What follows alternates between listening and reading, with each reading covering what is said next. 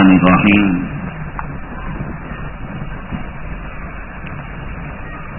اللہ کے حبیب پاک جناب محمد الرسول اللہ صلی اللہ علیہ وسلم نے پیشین گوئی فرمائی کہ قیامت کے قریب فتنے بہت زیادہ ہوں گے. انہی فتنوں میں سے ایک فتنہ یہ ہے کہ اعجاب ذی رأی برأیہ، کہ ہر آدمی جس چیز کو پسند کرتا ہے بس وہ سمجھتا ہے کہ بس یہی چیز ہے جو حق ہے، صراط مستقیم ہے، اور وہ خوش فہمی کے اندر مبتلا ہے.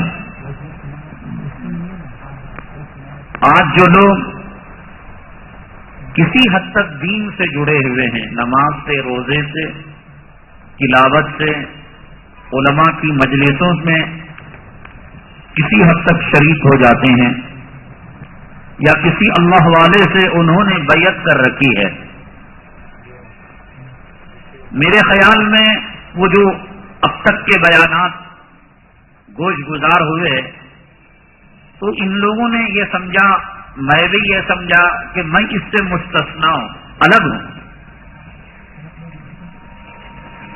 یہ علماء سے تعلق، صلحاء سے تعلق، اولیاء سے تعلق، خانقاہوں سے نسبت، یہ داڑھی منڈوں کے لیے، بے نمازیوں کے لیے، شرابیوں کے لیے، فاجروں کے لیے، فاسقوں کے لیے، جواڑوں کے لیے، بدکاروں کے لیے، یہی سب سے بڑا المیہ اور یہی سب سے بڑی مصیبت ہے کہ جو آدمی جس چیز کو لیے ہوئے ہے اس پر وہ مطمئن ہے.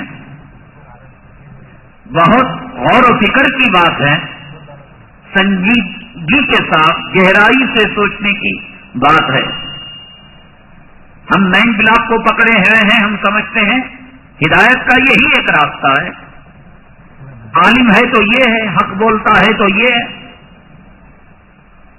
اور جس نے کسی جھنڈے کو پکڑا، کسی تنظیم کو پکڑا اور کسی تحریک کو پکڑا، کسی ادارے کو پکڑا، مطمئن ہے وہ اس کے علاوہ اور کوئی سوچنا ہی نہیں چاہتا. وہ جنتیوں کی بات ہوگی تو اپنے آپ کو خواب میں، پرواز میں، معراج میں اپنے آپ کو جنت میں سمجھتا ہے، یہ ہمارا تذکرہ ہے، یہ داڑھی والوں کا، نمازیوں کا، اور جہنمیوں کا اپنے بغل کے پڑوسی کو سوچتا ہے. یہ ہماری فطرت ہے. کلام پاک کی ایک آیت ہے، وَاصْبِرْ نَفْسَكَ مَعَ الَّذِينَ يَدْعُونَ رَبَّهُمْ بِالْغَدَاةِ وَالْعَشِيِّ يُرِيدُونَ وَجْهَهُ. اے محمد صلی اللہ علیہ وسلم، یہ اگر کلام کی آیت نہ ہوتی، کسی مکتب فکر کے ملا کی ملفوظات میں سے یہ ملفوظ ہوتا، کسی مفتی کا فتویٰ ہوتا، اور کسی جماعت اور کسی تحریک اور کسی تنظیم کے بانی کا یہ فلسفہ ہوتا، میرے اللہ کی قسم ہم اس کو سننا بھی گوارا نہیں کرتے، کانوں میں انگلیاں ڈال لیتے. آج ہمارا رویہ کیا ہے دین کے ساتھ، کتنا ہمارا سمبند ہے. آپ نے موبائل کے اندر دیکھا ہوگا کہ بیٹری جیسے جیسے ختم ہوتی ہے تو اس کی جو لکیریں ہیں گھٹنے لگتی ہیں. آپ شہر سے جب دور جاتے ہیں، ٹاور ختم ہوتا ہے، نیٹ ورک گھٹتا ہے، لکیریں گھٹتی ہیں. یہ لکیروں کا اگر کوئی نقشہ ہمارا قرآن سے، حدیث سے، مکہ مکرمہ سے، مدینہ طیبہ سے، اہل اللہ سے، آخرت سے، خدا کے خوف سے، اگر کوئی ایسی مشینری اور سافٹ ویئر آئے، مجھے نہیں لگتا کہ اچھے اچھے دینداروں کو ٹاور کا ایک کاڑی، ایک لکیر اور ایک سطر ان کو دکھائی دیتی ہو. ہمارا معاملہ یہ ہے کہ ہم مائنس ڈگری میں ہیں, مائنس پوائنٹ میں ہیں, اپنے ٹاور سے کافی دور چلے گئے, اور اتنا دور چلے گئے کہ مرض جب پرانا ہوتا ہے تو مرض سے دوستی ہو جاتی ہے, اور بیماری سے دوستی ہو جاتی ہے, اور اس بیماری کا شعور اور احساس ختم ہو جاتا ہے. ایک صاف ستھرا طاہر پاکیزہ آدمی پیشاب کا قطرہ پہلی مرتبہ اس کے انڈر ویئر میں لگا یا اس کے جسم پر لگا, کب کب آ جاتا ہے. مفتی صاحب, کیا میرا وضو ہوا, میری نماز ہوئی؟ ایک ڈراپ جیسا لگا. اور جس کو مسلسلات البول جس کو کہتے ہیں کہ مسلسل ہمیشہ بارش کی طرح اسے بیماری ہے, اس کا مثانہ پیشاب کی تھیلی کمزور ہے, اٹھتے بیٹھتے چھینتے زور کرتے وزن اٹھاتے پیشاب کے قطرے گر رہے, اب اس سے دوستی ہو گئی, اب اسے اس کی کوئی کراہت بھی اسے باقی نہ رہی. کیا جرم تھا ہمارا, کہ قصور تھا, اس زمانے میں ہم پیدا ہو گئے کہ گناہ, معصیت, دنیا کی محبت, مال کی پوجا اور دنیا کے عہدے, یہی سب کچھ ہو گئے. اور جس چیز کو ہم کامیابی سمجھ رہے ہیں, 2 ٹھونگے ہم نے مار لی, ہم نے 2 جلسوں میں شرکت کر لی, گنبد بنا دیا ماں کے نام پر, مینارہ بنا دیا مرے ہوئے باپ کے نام پر, مری ہوئی بیوی کے نام پر ایک قرآن خرید کر بہت بڑا تیر مار دیا ہم نے. فطرے کی گنجی کی ساڑیاں ملتی ہے, زکات کی بوسیدہ جو ٹشو پیپر سے کمزور ترین ہے, رمضان میں بٹوارا کر دیا. بہت مطمئن ہے کہ عثمان غنی کی صف میں قیامت کے دن ہم اٹھیں گے. اللہ کے حبیب پاک صلی اللہ علیہ وسلم کا رمضان کا مہینہ, تراویح کے بعد اللہ کے گھر میں بیٹھے ہیں. ایک لمحے کے لیے تصور کیجئے آقا کا مقام اور آقا کا مرتبہ کیا ہے. کوئی شک ہے کسی کو؟ ہزاروں جھگڑے ہوں گے, دیوبندی, بریلوی, تبلیغی, جھنڈے کے 11ویں, لیکن آقا کے مقام و مرتبے کے قادیانی نہیں مانے گا. قادیانی مان کر یہ کہتا ہے آقا کا مقام ہے لیکن نبوت آگے ہے, آقا کا انکار نہیں کرتا. وہ آقا کے آخری پیغمبر ہونے کا انکار کرتا ہے. کافر مانتا ہے, یہودی مانتا ہے, نصارا مانتے ہیں, عیسائی مانتے ہیں, زمین و آسمان مانتے ہیں. قرآن کی آیت ہے وَاصْبِرْ نَفْسَكَ مَعَ الَّذِينَ يَدْعُونَ رَبَّهُمْ بِالْغَدَاةِ وَالْعَشِيِّ يُرِيدُونَ وَجْهَهُ. اے محمد صلی اللہ علیہ وسلم, آپ ان لوگوں کی صحبت اختیار کیجیے جو صبح و شام اللہ کی رضامندی کے لیے اللہ کو بلاتے ہیں. اگر یہ کہا جاتا کہ صدیق و فاروق, اگر یہ کہا جاتا آپ کے امتی آپ کے ساتھ جڑے رہے, بات سمجھنے والی تھی. کلام پاک کا انداز دیکھیے, وَاصْبِرْ, اے محمد صلی اللہ علیہ وسلم, وَاصْبِرْ نَفْسَكَ, اپنے آپ کو باندھے رکھیے, نیک صحبت اختیار کیجیے. امام الانبیاء, ساقی کوثر, شافی محشر, سید الانس, سید الجن اور سید الاولین آخرین, اور جس کا نام اللہ نے اپنے نام کے ساتھ جوڑ کر رکھا, ان کو صلحاء کی صحبت. جب یہ آیت نازل ہوئی, آقا نے کہا اللہ تیرا شکر ہے کہ میری امت کے اندر ایسے اتقیاء کا نام, ایسے صلحاء کا نام, ایسے نیکوکاروں کا نام تو نے لیا کہ ان کے ساتھ رہنے کا مجھے حکم دیا.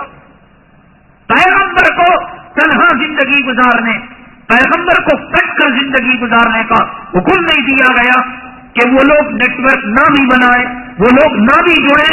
تمہاری امت کے اندر ایسے لوگ رہیں گے یدعون ربهم بالغداة والعشی, کہ صبح و شام وہ مجھے پکارتے رہیں گے, یریدون وجہ, میری رضامندی کے لیے.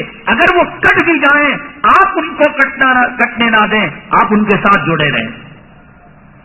یہ نیک صحبت, یہ نیکوں کے ساتھ تعلق, یہ اللہ والوں کے ساتھ اپنا نیٹ ورک بنائے رکھنا, اس سے بڑھ کر کیا بات ہو سکتی ہے کہ پیغمبر سے بڑھ کر اور کوئی مقام نہیں ہو سکتا.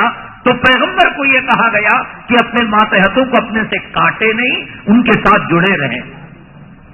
اب بتائیے کہ ہمارا اس زمانے کے اندر کیا معاملہ، اور اس جڑے رہنے کا مقصد یہ ہے حب دنیا دل سے نکل جائے، مال کی محبت، اولاد کی محبت، خاندان کی محبت، عزیز و اقارب کی محبت، دینار و درہم کی محبت. اب معاملہ الٹا ہو گیا. آخر وقت میں جمعہ میں آؤ، 2 ٹھونگے مارو، شروع کی تراویح پڑھو اور بھاگ جاؤ، اور اپنے من سے اپنے حساب سے چندہ دو اور زکات کے اندر لسٹ کر لو. وہ صحیح ہے غلط ہے، اپنی مرضی کا چہرہ، اپنی مرضی کا لباس، معاملہ پورا الٹا ہو گیا. جو تعلق اہل اللہ، صلحاء، اولیاء، اتقیاء، قرآن اور حدیث سے ہونا ہے، یہ تعلق اب مال سے، دنیا سے، اولاد سے، بیوی سے، پیشاب سے، پاخانے سے، غلاظت سے اور ذلیل دنیا سے الٹا ہو گیا معاملہ. اور اتنا الٹا ہو گیا اور اتنے دور ہم چلے گئے کہ آج ہمیں اس کا کوئی شعور بھی نہیں، احساس بھی نہیں. فتاوی عالمگیری کے اندر لکھا ہے عالم کا جو دشمن ہے اس کے بارے میں ڈر ہے کہ خیف علیہ الکفر، کہ صحیح کفر پر اس کا خاتمہ نہ ہو جائے. جب پڑھا تھا تو بات سمجھ میں نہیں آئی، لیکن آج بات سمجھ میں آ رہی ہے. اہل اللہ، اہل علم، اہل ذکر سے اگر کوئی دور ہوتا ہے، اندیشہ ہے کہ اس کا خاتمہ ایمان سے ہٹ کر ہو جائے. کیا دیکھیے آپ، کیا دیکھ رہے ہیں آپ؟ اینٹ دینے کے لیے تیار ہے، مولڈنگ کی کھمبی دینے کے لیے تیار ہے، چاول کے موٹے دلانے کے لیے تیار ہے، جگہ خریداری کے لیے، چندہ دینے کے لیے، مسلح اسکوائر فٹ دینے کے لیے تیار ہے. نہ وقت نہ لو، تعلق نہ لو. آقا نے فرمایا تیرا کھانا نیکوکاروں کے علاوہ کوئی اور نہ کھائے، اور تیرا دوست نیکوکار کے علاوہ کوئی اور نہ رہے. کہاں ہے یہ بات؟ کہاں ہے یہ بات؟ کن کے ساتھ ہماری زندگی گزر رہی ہے؟ مثال دے کر آپ نے فرمایا کہ مشک کا بیچنے والا اگر اس سے دوستی رکھو گے، خریدو گے بھی نہیں، خوشبو تو محسوس ہو جائے گی. اور بھٹی میں انگارے لگانے والا اس سے کوئی کام لوگے بھی نہیں تو دھواں تو لگ جائے گا، چنگاری تو لگ جائے گی. آپ نے مثال دے کر ارشاد فرمایا کہ بروں کی صحبت، اہل دنیا سے تعلق، سیاستدانوں سے آج فخر کی بات، شان کی بات. ایک MLA صاحب ہیں مسلم، ضمیر جانتے ہیں آپ، وہ گیا عمرے میں، یہاں اس کے چمچے برتھ ڈے بنا رہے ہیں کیک کاٹنے. یہ کیا ہے؟ چاپلوسی اور سیاستدانوں سے تعلق. ایک صفحے کا اشتہار 65,000 روپے، 65,000. اور اس کے گھرانے کے اندر کتنے لوگ ہوں گے جو بیوہ ہوں گے، مسکین ہوں گے، یتیم ہوں گے، غریب ہوں گے، ایڑیاں رگڑ رہے ہوں گے. کھانے کو کھانا نہیں ہوگا، پہننے کے لیے کپڑا نہیں ہوگا. آج الٹا ہو گیا معاملہ. رشوت خور افسر، حرام خور، زانی، تعلقات پیدا کر آدمی شان پتی سمجھتا ہے، عزت کی چیز سمجھتا ہے. کیا قدر ہے حفاظ کی، کیا قدر ہے اہل علم کی، کیا قدر ہے علماء کی، کیا قدر ہے ائمہ کی، کیا قدر ہے مؤذنوں کی. میرے رب کی قسم کھا کر کہتا ہوں کہ جس کی جورو پر نہیں چلتی وہ مسجد کی 4 دیواری میں چلا تھا. یہاں ایک صاحب نے بیوی نے مار کر دانت توڑ دیا. 1 نمبر کا جورو کا غلام مؤذن پر دیکھو پیچھے لگا رہتا ہے، امام پر دیکھو پیچھے لگا رہتا ہے، اسٹاف کو گالی دیتا رہتا ہے. جس کی نہیں چلتی گھر میں سب سے کمزور چیز اور ایک مشکل اور ایک جو ہے ضعیف بکری ہے یہ شریعت، یہ اللہ کا گھر. دانتے ٹوٹے ہوئے، چہرہ سنت سے خالی، لباس بھیڑوں چمانوں کا، اور حکومت اللہ کے گھر کے اندر. یہ سب کیا ہے؟ اہل اللہ سے نسبت نہیں، قرآن کا مقام نہیں، درجہ نہیں، اور اس کی کوئی ہمارے دلوں کے اندر توقیر نہیں. دلوں کا رخ صحیح ہو، آدمی بری نیت سے بھی ان مجلسوں میں آئے، وقت کا ولی بن جاتا ہے، بزرگ بن جاتا ہے. عربی کی کتابوں میں ادب کی ایک واقعہ لکھا ہے ابن سابات رحمت اللہ علیہ. یہ تو رحمت اللہ علیہ بعد میں بنے. ایک نمبر کا چور تھا بغداد کا، اچکا تھا، لٹیرا تھا، ڈاکو تھا. کامتے تھے لوگ، کامتے تھے بغداد کے، عراق کے. اب مال ختم ہوا، پونجی ختم ہوئی، ڈاکہ ڈالنے کے لیے ایک مکان کے اندر گیا. لائٹ کا زمانہ نہیں تھا، چراغ کا زمانہ تھا. غربت اور افلاس کی وجہ سے شاید اس گھر میں چراغ نہیں جل رہا تھا. اب یہ ڈاکہ ڈالنے کے لیے اس گھر کے اندر گیا تو پھر اس کے بعد سامانوں کو اس نے جمع کرنا شروع کیا. اچانک دروازہ کھلنے کی آواز آئی. ایک بوڑھا ضعیف آدمی آیا، اتنی بڑی سفید داڑھی تھی. اس نے کہا کہ بابا تم تھکے ہوئے ہو، ایک گلاس دودھ پی لینا. کہا کہ ہماری ذات کا برادری کا آدمی ہے، اگر مالی کے مکان ہوتا تو ڈنڈا لے کر لٹ لے کر نکلو آتا ہو، اور پولیس کو نہیں بلاتا، شور و غل نہیں کرتا، محلے میں آواز دے کر مجھے پکڑوا دیتا نہیں. یہ تو ہماری ذات اور ہماری برادری کا آدمی ہے، مجھ پر رحم کر رہا ہے. پہلے سے جو ہے وہ دودھ تیار تھا، لے کر آیا اور اس نے ایک گلاس دودھ پلایا تو اس نے پی لیا. اور اس کے بعد کہا کہ بابا اندھیرے میں اٹھانے میں چیزیں تکلیف ہوتی ہے، کام کرو چراغ روشن کریں گے. چراغ کو روشن کیا گیا. کرنے کے بعد یہ بڑی بڑی چیزیں تم سے اٹھائی نہیں جاتی.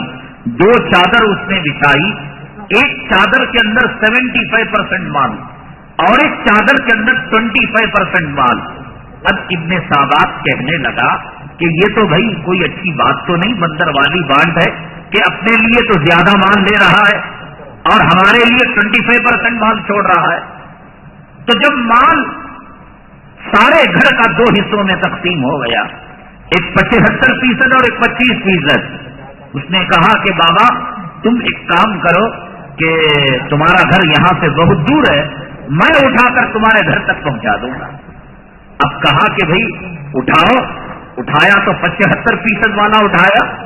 اب بات اس کے سمجھ میں آ گئی کہ 75% والا مال اپنا ہے، لیکن چور کے دل میں چوری ہوتی ہے، برے آدمی کے دل میں بری بات ہوتی ہے. اس نے کہا چوری کے بٹوارے میں 75% تو دے دیا، لیکن مزدوری کے اندر یہ لگتا ہے کہ 40% کاٹ لے گا. تو اس نے کہا کہ نہ ہم اٹھائیں گے، نہ بے فکر رہیے، ہم آپ کے گھر تک جو ہے مال کو پہنچا دیں گے. اب اس زمانے میں جنگلوں سے ہو کر گزرنا پڑتا تھا. اس بوڑھے کے گھر سے اس چور کا جو گھر تھا، وہ چکے کا گھر تھا، کافی فاصلے پر تھا. یہ بیچارے ضعیف تھے، اٹھا کر چل رہے تھے. اور چوروں کی عادت یہ ہوتی ہے کہ صبح کی کرنیں نکلنے سے پہلے مال ان کے گھروں میں پہنچ جانا چاہیے، تاکہ کوئی آدمی دیکھ نہ پائے کہ یہ مال کہاں سے لا رہا ہے، کتنا لایا ہے. اندھیرے میں اب یہ بوڑھا تھا بیچارہ، لڑکھڑاتا آہستہ قدم اٹھا رہا تھا. تو اس نے کہا کہ بابا اگر نہ ہو سکے تو ہمیں دے دو. کہا کہ فکر کی کوئی بات نہیں. آخر کار یہ ہوا کہ بابا کے سر سے پوٹلی گر گئی اور لڑکھڑا کر بابا گر گیا. اس نے کہا کہ میرا سارا راز افشا ہو جائے گا اور لوگ مجھے جوتے ماریں گے، ڈنڈے ماریں گے. یہ کہہ کر اٹھانے لگا. پھر اس کے بعد بابا نے کہا نہ ہم جو ہے آپ کے گھر تک پہنچا دیں گے. صبح صادق ابھی شروع ہی ہونے والی تھی، سحری کا وقت ختم ہی ہونے والا تھا. تاریکی میں اندھیرے میں بابا نے یہ سارا مال وہاں دروازے پر پہنچا دیا. تو پھر اس کے بعد وہ لوگ اپنے جو چوری کا مال ہوتا تھا وہ تہخانے میں چھپا کر رکھتے تھے، انڈر گراؤنڈ میں وہ چھپا کر رکھتے تھے. اس نے کہا کہ میں اندر پہنچا دوں. کہا کہ اس کو معلوم ہو جائے گا کہ کتنا مال میں نے جمع کیا. کل یہ بڑا چور، بوڑھا چور، تجربہ کار یہ میرے گھر ٹاکا ڈالے گا. تو چنانچہ کہا کہ نہیں یہیں پر آپ چھوڑ دیجیے. اور پھر اس کے بعد انہوں نے ایک جملہ کہا. اس بوڑھے آدمی نے ایک جملہ کہا جو بغداد کا آدمی تھا. اب اس کا دل دھڑک رہا تھا، پریشانی اس کی بڑھ رہی تھی کہ اب جو کہے گا تو اب کہے گا کہ 30% میری مزدوری دے دو. معاملہ تو صاف تھا کہ اس مکان سے لے کر میرے مکان تک اس نے مزدوری کی مال کو ڈھویا. اور انصاف کے تقاضے سے مجھے اس کو پرسنٹیج دینا پڑے گا. وہ گھبرا رہا تھا, جسم پہ کپ کپی تھی, لیکن اس نے یہ بات کہی کہ دیکھیے بھائی صاحب, آپ نے ہمارا مکان تو دیکھ لیا ہے, آپ کو ہمارے گھر کا عطا پتہ معلوم ہو چکا ہے. آئندہ جب کبھی کسی چیز کی ضرورت ہو, میں اللہ کو حاضر و ناظر گواہ بنا کر کہتا ہوں کہ تم بغیر جھجک کے رات کے سناٹے میں ہو یا دن کے اجالے میں ہو, آنا, اپنا گھر سمجھنا اور کھانا پینا منموجی کرنا, اور جو چیز آپ کو چاہیے وہ چیز وہاں سے آپ لے کر چلا جانا. اس کی حیرت کی انتہا نہیں رہی. ہم تو سمجھ رہے تھے کہ چور اور چوروں کا بٹوارا, اور یہاں یہ بات نہیں ہے, اور پھر اگلی دعوت بھی ہے. تو اب یہ تھے بوڑھے اور یہ تھے ضعیف, بڑے تیز قدم کے ساتھ. اس ضعیف سے پہلے مکان تو دیکھ چکا تھا بغداد کے اندر جہاں سے اس نے چوری کی تھی. چوروں کا میموری پاور بہت تیز ہوتا ہے, پہنچ گیا. ان کے بعد وہ بوڑھے صاحب آئے, اور آنے کے بعد ہدایت کی شمع انہوں نے کیسے روشن کی ہم کل آپ کو بتائیں گے.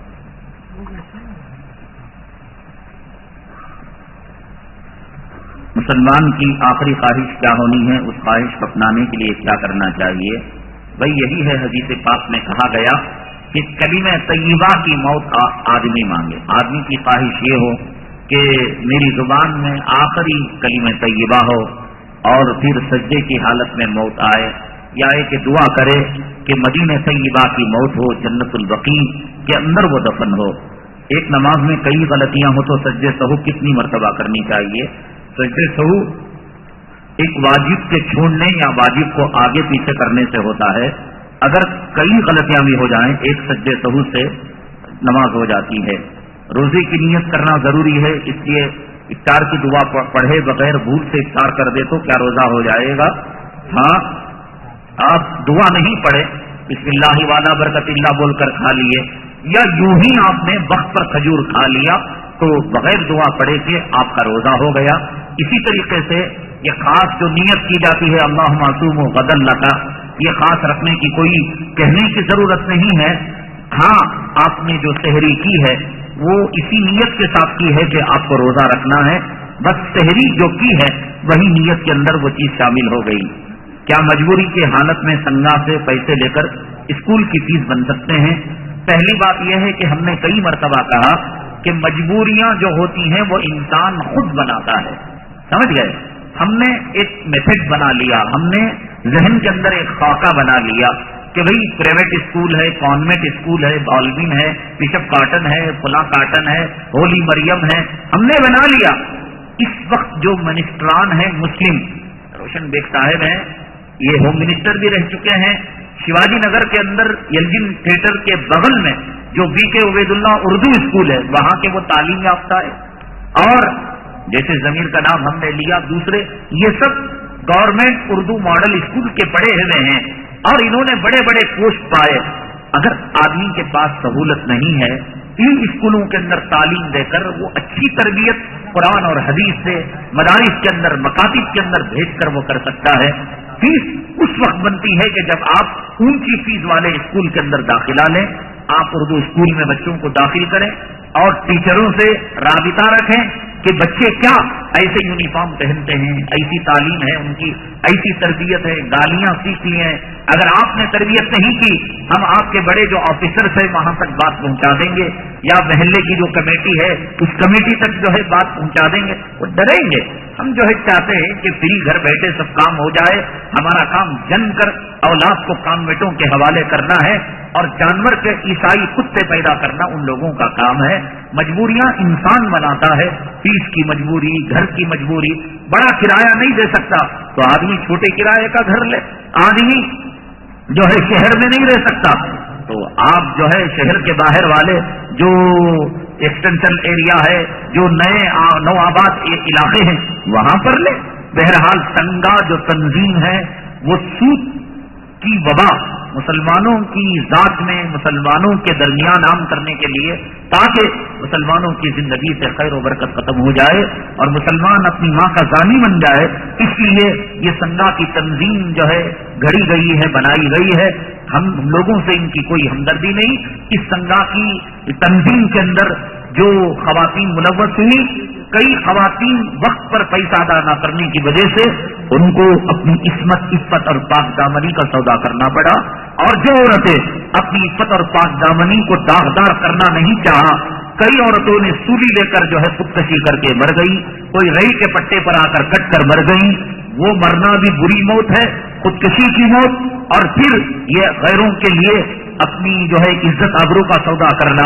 اس لیے انسان اپنی ضرورتوں کو محدود کرے کہ دوسروں تک ہاتھ پھیلانے کی نوبت ہی نہ آئے۔ ایک بات یاد رکھے اللہ کے نبی صلی اللہ علیہ وسلم کے بارے میں اور ہمارے اکابری، بالخصوص حضرت اقدس مولانا شیخ زکریا صاحب رحمت اللہ علیہ اور ان کے والد حضرت مولانا یحییٰ صاحب رحمت اللہ علیہ، ایسے حضرت مولانا مدنی رحمت اللہ علیہ، ان کی زندگیاں ہی قرض میں چلا کرتی تھی۔ تو آج کے ڈبو لوگ ایک کی ٹوپی دوسرے پر ڈالنے والے یہ کہیں گے کیا جی اللہ کے نبی قرض نہیں لیے کیا، ہمارے بزرگاں قرض؟ ایک بات ذہن نشین کر لو، انہوں نے جو قرض لیا ہے اپنی ذات کے لیے نہیں لیا ہے۔ اللہ کے نبی صلی اللہ علیہ وسلم نے قرض لیا گھر میں چولہا جلانے کے لیے نہیں، راشن پانی کے لیے نہیں۔ کوئی مہمان آ جاتا تھا اور اس کو دینے کے لیے کچھ نہیں ہوتا تھا تو آپ اس کے لیے قرض لیا کرتے تھے، یتیموں کی کفالت کے لیے قرض لیا کرتے تھے۔ حضرت مدنی رحمت اللہ علیہ کو تنخواہ جو تھی وہ مہینہ بھر کے لیے کافی تھی، لیکن مہمانوں کا دروازہ 24 گھنٹے 24 آورس ATM کی طرح کھلا ہوا رہتا تھا۔ ان مہمانوں کی مہمان نوازی کے لیے حضرت قرض لیا کرتے تھے۔ حضرت شیخ زکریا صاحب رحمت اللہ علیہ معتکفین کے لیے، مہمانوں کے لیے قرض لیا کرتے تھے اور پھر تنخواہ آنے کے بعد وہ قرض ادا کیا کرتے تھے۔ حضرت یحییٰ صاحب رحمت اللہ علیہ جب انتقال ہوا، مولانا یحییٰ صاحب جو زکریا صاحب رحمت اللہ علیہ کے والد محترم ہیں، تو کل پونجی ملا کر 110 روپے یا کچھ تھی۔ اس کے بعد جب دیکھا گیا تو حضرت کا قرض بھی اتنا ہی تھا، تو 110 روپے پونجی تھی، 110 روپے قرض تھا۔ یہ شوق کے لیے نہیں کہ راڈو واچ پہنے اور قیمتی جو ہے گھڑی پہنے، چشمہ لگائیں اور قیمتی سواریاں لے، گھر کے اندر ڈیکوریشن کریں، گھر میں فریج نہیں تو فریج ملے، واشنگ مشین تو واشنگ، یہ لکھ کر رکھ لو۔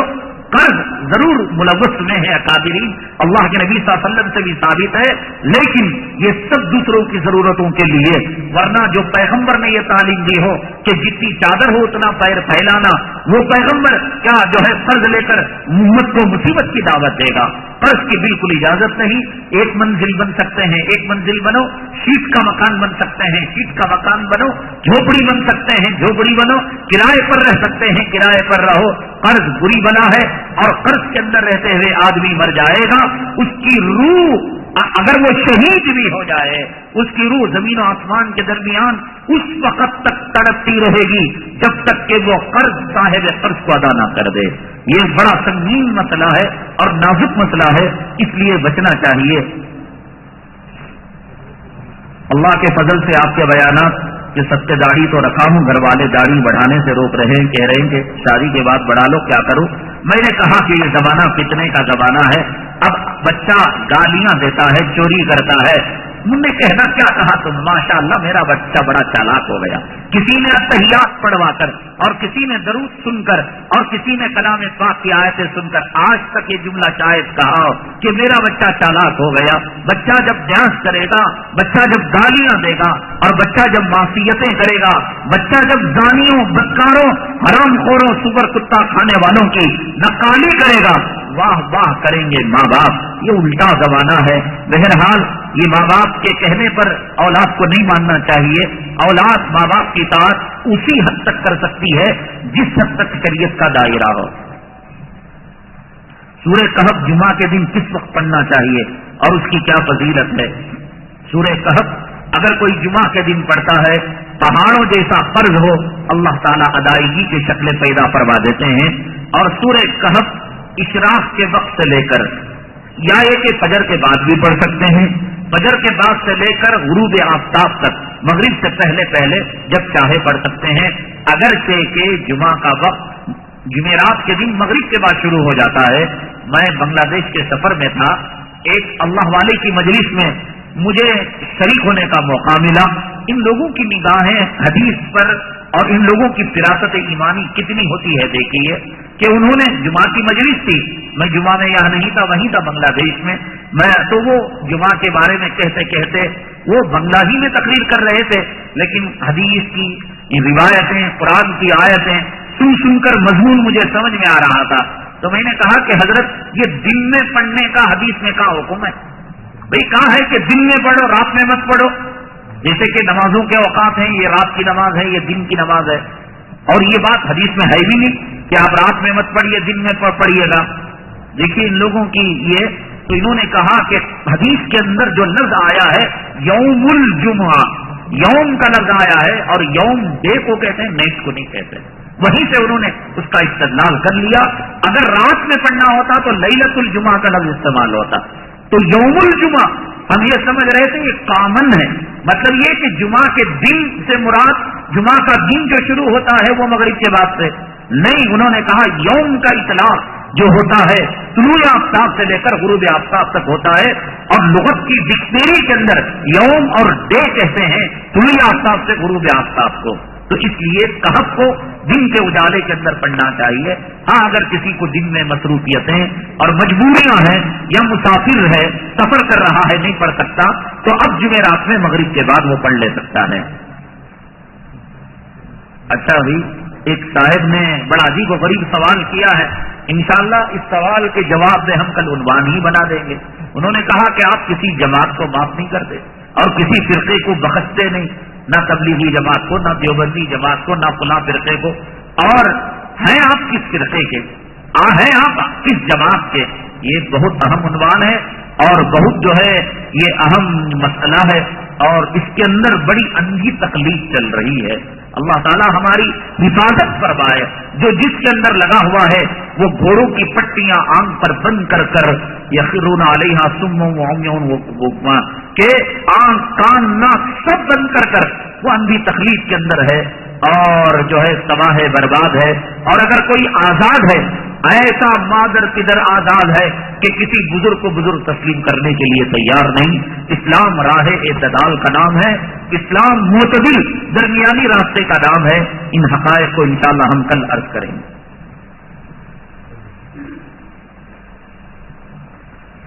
حضرت اقدس مولانا ذوالفقار صاحب دامت برکاتہ عالیہ بالکل پاکٹ سائز ایک کتاب حضرت کی ہے، اولاد کی تربیت، جس میں حضرت نے شروع سے آخر تک بچے کی کس انداز سے تربیت کرنا چاہیے حضرت نے فرمایا ہے. باسط صاحب شاہدہ مرحومہ، اللہ تعالیٰ ان کی مغفرت فرمائے. الحمدللہ رب العالمین والصلاۃ والسلام علی سید المرسلین وعلی آلہ وصحبہ اجمعین. سبحان ربک رب العزۃ عما یصفون وسلام علی المرسلین والحمدللہ رب العالمین.